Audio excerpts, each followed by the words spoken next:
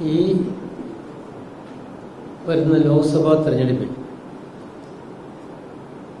ഐക്യജനാധിപത്യ മുന്നണിയുടെ സ്ഥാനാർത്ഥി കേരള കോൺഗ്രസിൻ്റേതായിരിക്കുമെന്ന് UDF തീരുമാനിച്ച പശ്ചാത്തലത്തിലാണ് ഇന്നിവിടെ മത്സരിക്കുന്ന സ്ഥാനാർത്ഥിയെ പ്രഖ്യാപിക്കുന്നത്.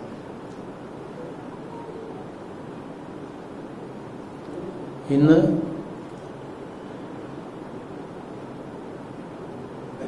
പാർട്ടിയുടെ ഡെപ്യൂട്ടി ചെയർമാനും മുൻ MPയുമായിരിക്കുന്ന ശ്രീ ഫ്രാൻസിസ് ജോർജ് ആയിരിക്കും കോട്ടയത്തെ സ്ഥാനാർത്ഥി. ഐക്യജനാധിപത്യ മുന്നണിക്ക് വലിയ വേരോട്ടമുള്ള ഒരു മണ്ഡലമാണ്.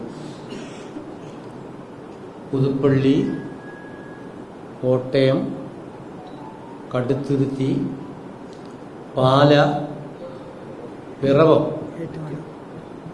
ഈ മണ്ഡലങ്ങളിൽ ഇപ്പോൾ തന്നെ ഐക്യജനാധിപത്യ മുന്നണിയുടെ MLAമാരാണ്.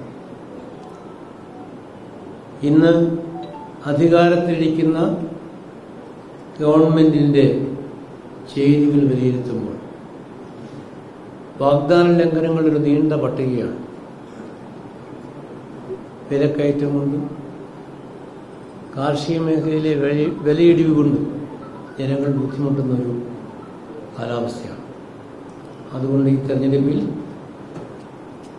ഈ മണ്ഡലത്തിലെ 7 മണ്ഡലങ്ങളിലും ഐക്യജനാധിപത്യ മുന്നണി വലിയ ഭൂരിപക്ഷത്തോടെ മുന്നോട്ട് പോകും.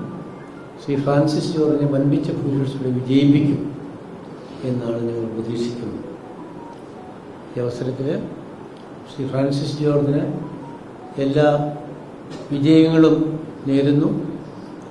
എല്ലാവരുടെയും അകമഴിഞ്ഞ പിന്തുണയും സഹകരണവും അഭ്യർത്ഥിക്കുന്നു.